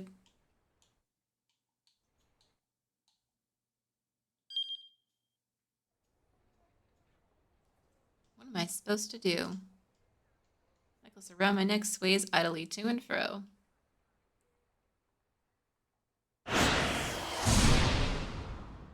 Okay. We had us keep out before, but we managed to do it. Wait, what?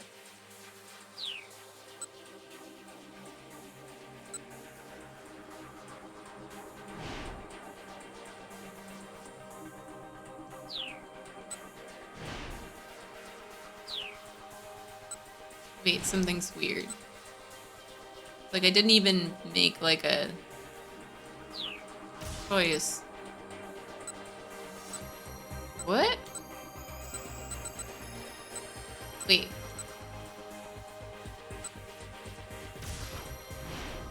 Am I going in a weird loop? Like, I thought we saw her on the camera and that was like a thing. Okay. So it's talking to the computer thief. Okay. It's different. Maybe there's like a to be continued that's like a fake to be continued. Here's someone call out Maria. Spin around to see a young girl running towards me. She kind of looks like me. Oh, is this how they die? One of them is the man with the cane. He raises his gun and aims it at her. Oh no, he's gonna shoot her. The instant I realize what he's doing, I'm lunging towards him. He shifts his grip on the gun and clubs me in the head. I stagger against the wall, trying to keep my feet, but my legs buckle under me and I crumple on the spot. I don't even know why I tried to protect this girl. My body just moved on its own. It was just a reflexive impulse to help someone in danger. That is very true. Yeah, American Spanish is different, for sure. But am I the sort of person who'd risk her life to protect some complete stranger?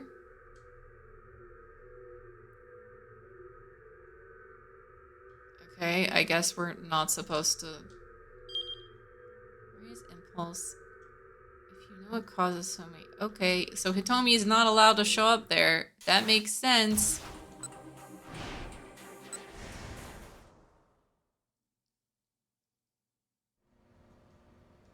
Aji, please stop messing around.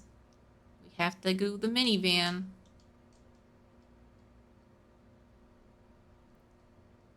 There's no sign of the minivan.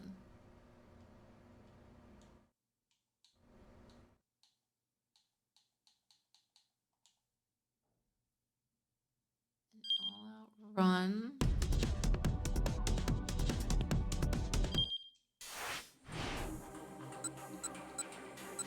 That guy who's looking for Miku. Okay, so we have him looking for Miku.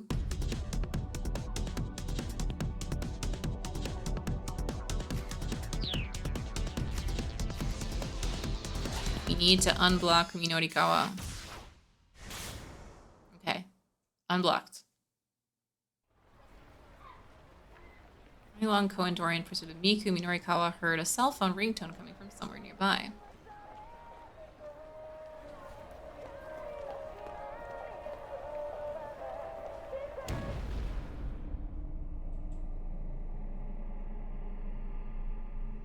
Okay, well he doesn't die. Only a massive fiery blast knocked him from his feet. Deafening roar set his head throbbing. What was that? What's going on? He lay in a daze on the ground. Yeah, he was right there, trying to wrap his mind around what had just happened. Oh, it's Miku. He smelled the foul scent of burning rubber.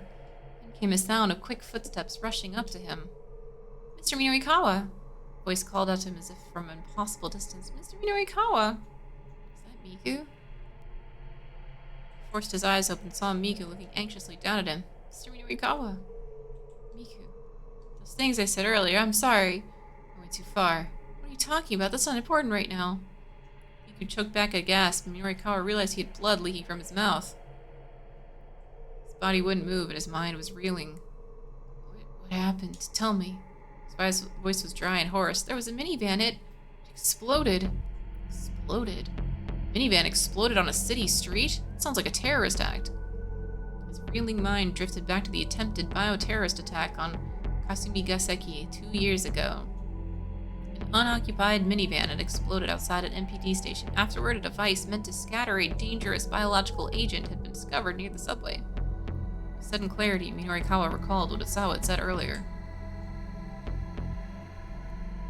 The power balance of the entire world might be at stake here. Could there be some sort of connection between Osawa's warning and this explosion? There was. There had to be. Minorikawa's journalistic intuition told him it must be true. Something terrible was underway here in Shibuya. Police! Man in a suit announced. He crouched beside Minorikawa and gently lifted his head and torso. It's Kano. Hang there, buddy. Stay with us. A change of position allowed Minorikawa to clear his airway. He sucked in a deep breath. But as he did, an intense pain shot through his lungs. I think I might be done for. Whatever his intuition might be telling him, it didn't look like he'd ever be able to write about it. But if he couldn't get his words out on the page, at least he could do was tell someone else. With his last act, maybe he could accomplish something. He strained to get a few words out. Osawa. Kenji Osawa. The power balance of the entire world. As his voice failed, he heard the sound of the ambulance sirens approaching. Paramedics began frantically unloading stretchers. Turning his head, he saw a number of other people who had been injured in the explosion laid out on the roadside. Among them, there were a woman and a child. Emergency workers bearing a stretcher came over to Norikawa. Forget about me. I'm beyond helping. See the others instead. Norikawa shouted inwardly, but no one heard.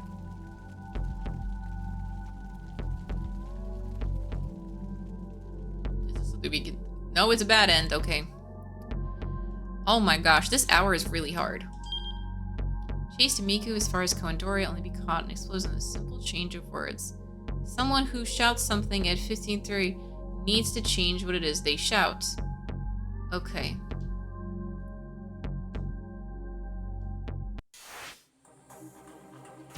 It's Achi.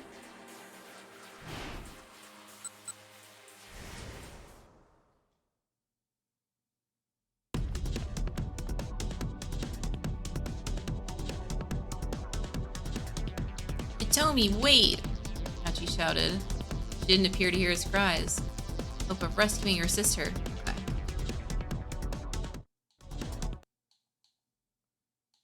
Okay.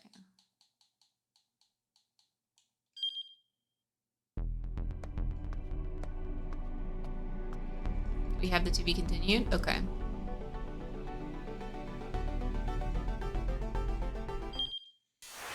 Okay, he has a to be continued. She has a to be continued. Norikawa has a different thing. Okay, alright, I think we're getting there. We're finally untangling this. Hitomi, wait! As he ran along Kawandori after Miku, Norikawa heard someone shout out a familiar name. Hitomi was a pretty common name. Ordinarily, he wouldn't have given a second thought, but he remembered that one of the Miss Midoriyama winners was named Hitomi Osawa. It made him curious. A moment later, he heard a cell phone ringtone. He immediately recognized it as an Ayakamiki song. The reporter's instinct tingled. He stopped to take a look around, and one young woman caught his eye almost immediately. He couldn't assume that any pretty girl he saw was Miss Midoriyama.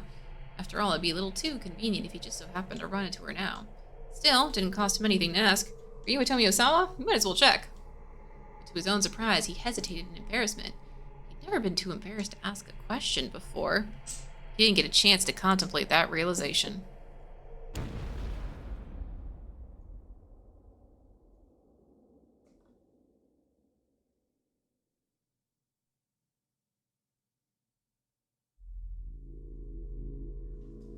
A massive fiery blast knocked him from his feet.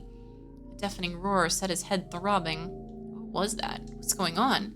He lay in a daze on the ground, just trying to wrap his mind around whatever just happened. And there was a minivan, fiercely ablaze. Minivan, an explosion. First thing to pop into his mind was the attempted bioterrorist attack. Yep.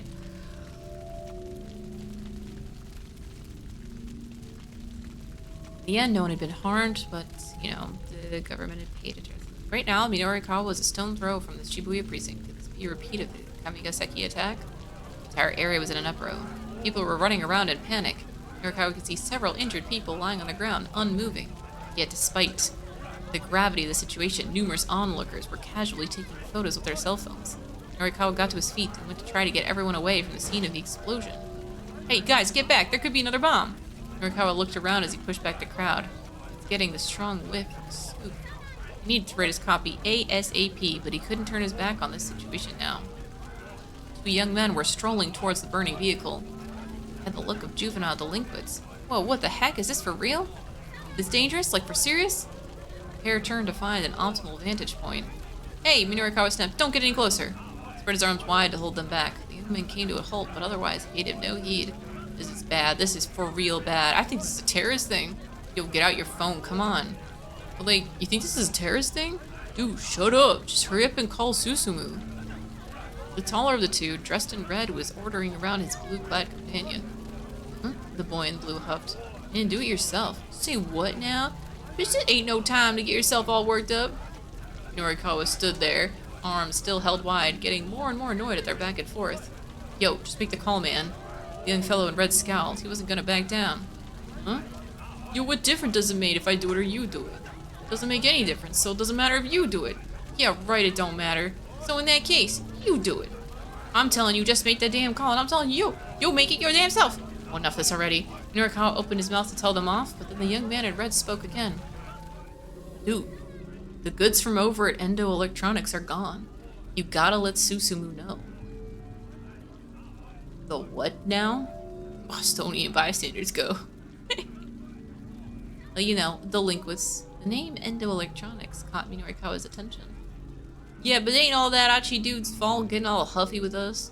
I mean, it was Kiryu who told us to go find the Endo storehouse. Yeah, but Susumu don't like dealing in stolen goods. Says it dirties the SOS name. Oh, what a coincidence. Looked like these two were SOS members. Hey, Norikawa called out. You two.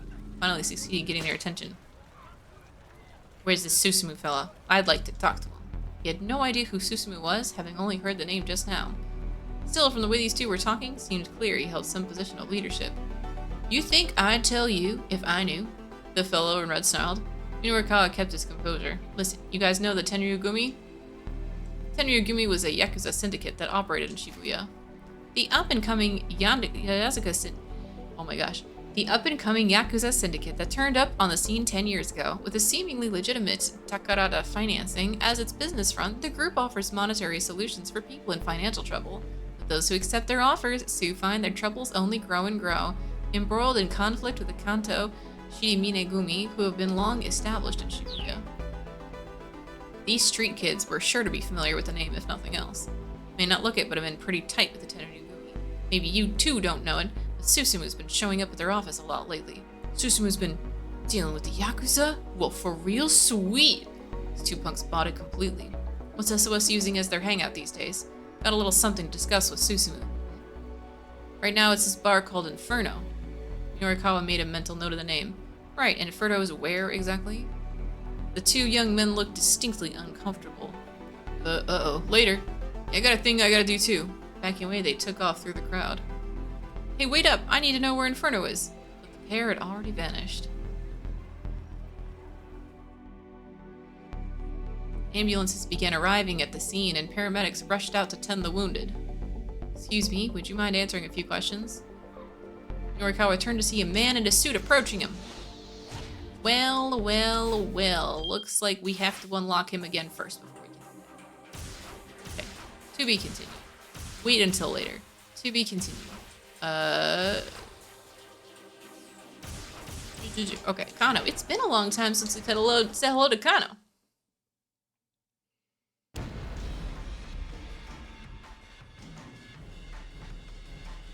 Suddenly, a boom as loud as cannon fire shook the area. Something's wrong. That's no ordinary city noise. Yes. Okay.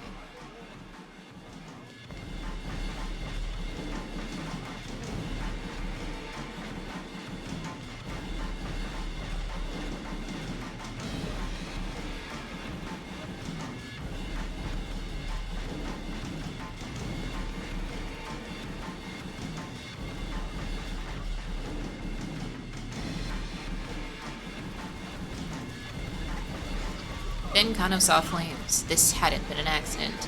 Someone had set off an explosion. Shibuya Precinct wasn't too far from here. You recall the attempted bioterrorism attack? Yes, I recall this as well. Casually ran into two Char characters cosplaying as Goku and Vegeta. Amazing. That's incredible. I would love to see what that looks like, honestly. Also, I completely agree with you about Yanagashita. I don't know how I missed that comment from you, Gold, but like 1000%. Some Yakuza side character who's kind of funny for a little bit, but there are 40 quests that you gotta do. Yep. Shouts rose up as they took in the scene. Listen, this isn't even a side quest. I can't even just not do the Yanagashita side quests. Everything's main quest here. What's going on?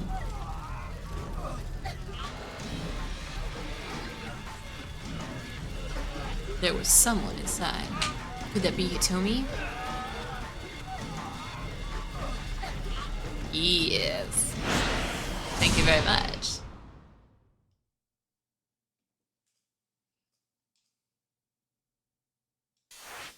Okay.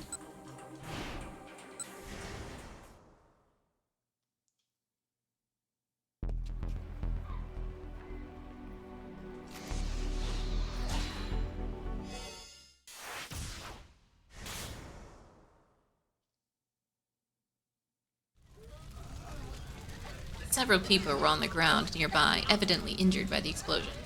I mean, Char is from Guild Wars 2, so I would say definitely Guild Wars 2. A girl in a hoodie was crouched among them, doing her best to tend to their injuries. Miko Morita, while walking along, upset at Minorikawa for not introducing her to an Aiki Jiu-Jitsu dojo, she happened across the aftermath of the minivan explosion.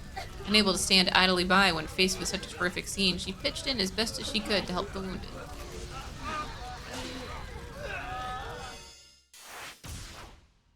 I mean, he was never, like, blocked, though. Right? Like, I feel like it is Achi, the main character.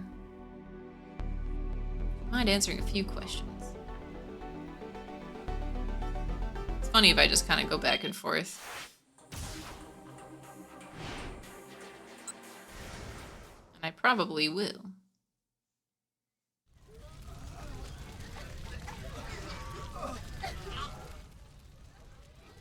Kano recognized her as the girl he talked to earlier during the traffic jam. Police, he announced. Get back, let me handle this. The girl was visibly relieved. Help her, she said. She pointed to a figure lying on the sidewalk a short distance from the burning minivan.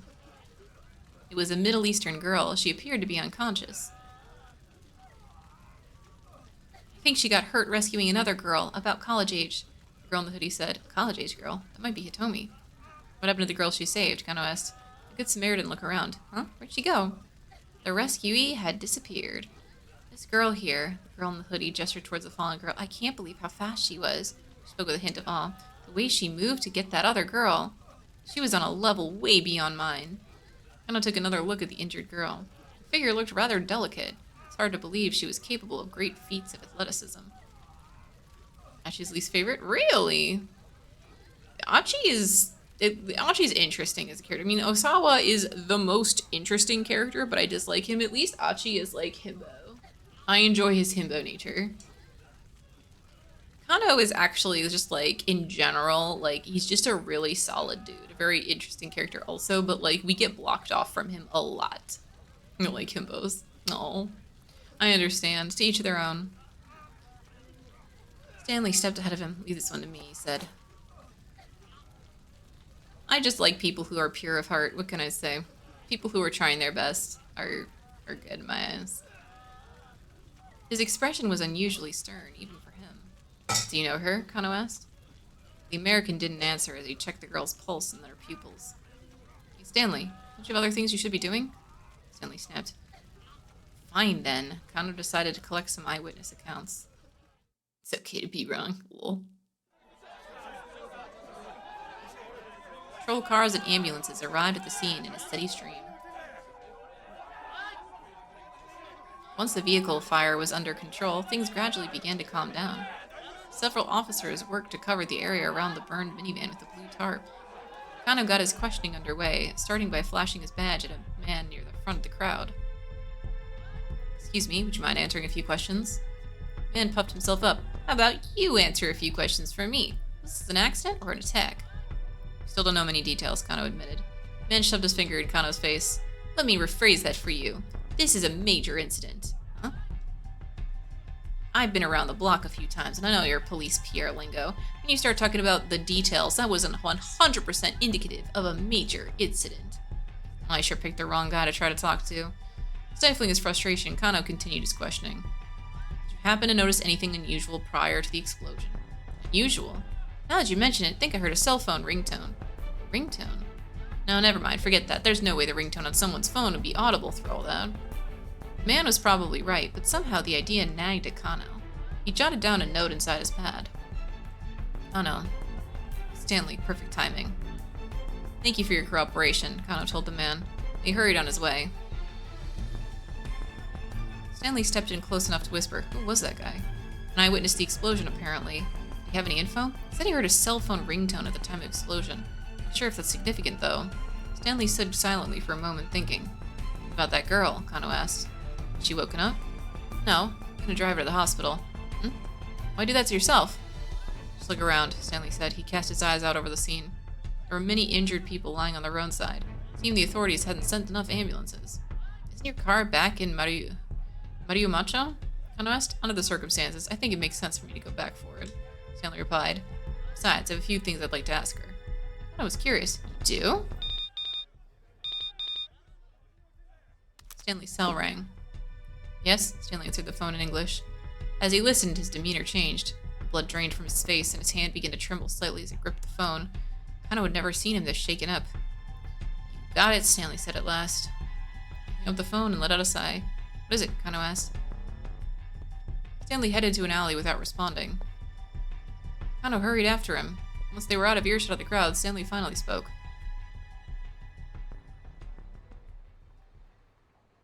That call right now was from Gordon, my superior. He broke off there, and for a long while he was silent. He appeared to be struggling with some strong emotion.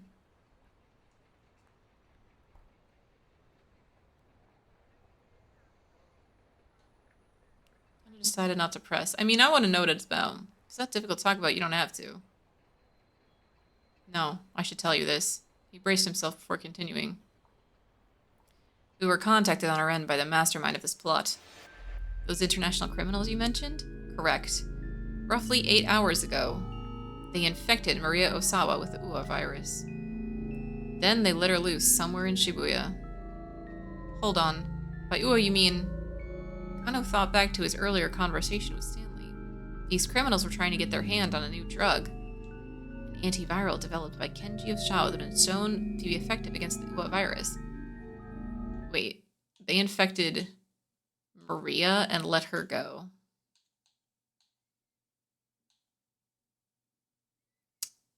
Well, guess we've been wandering around and doing that. Stanley hesitated before continuing. This is a killer virus with a 100% mortality rate once it takes hold. Kenji Osawa's antivirals are only means of combating it. A mortality rate of 100% is an incubation period of 12 hours. In another 4 hours, Maria Osawa will go symptomatic. After that, she'll begin spreading the virus throughout the city. Oh, okay, we have 4 hours. It's capable of airborne transmission. Well, okay.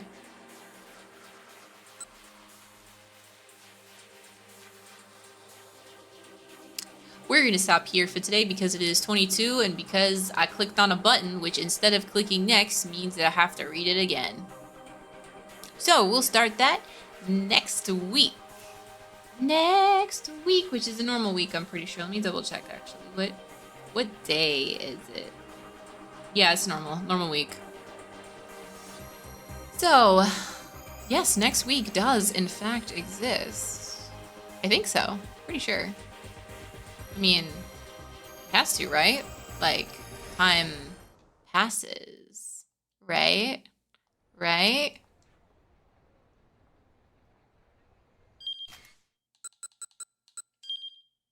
But yes, thank you all so much for hanging out with me today. As always, it was a great time, great conversations, and great plot. And we're finally almost to the end of this particular hour, which was probably, no, definitely one of the most complicated hours we've dealt with by far. So we'll see about that. We'll see how that goes. I feel like I'm doing okay. I feel like I could be doing better. I'm getting a lot more bad endings that I want to, but still. Similar to some spoiler warning, right? I don't know. I mean, it's definitely, I think, like, viruses in general are a pretty common plot. And we were talking about that with Kira multiple times, how, like, bioterrorism and, like, bio stuff is pretty common in Japanese media. So we will see. We will see. But again, we have 4 hours, so weirdly, I'm, like, not worried because there's no way this game could have, like, more than that amount of time. So, like, as in, like, hours in game. So, we'll see. games of no difficulty. Oh yeah, definitely. There was no difficulty in this at all. Definitely not. Anyways, all right. Heading out, y'all. Looking forward to next week as we all get closer and closer to the magic of the Christmas and holiday season. I gotta like buy gifts or whatnot. I totes forgot. Oh well, I'll deal with it later. Bye guys!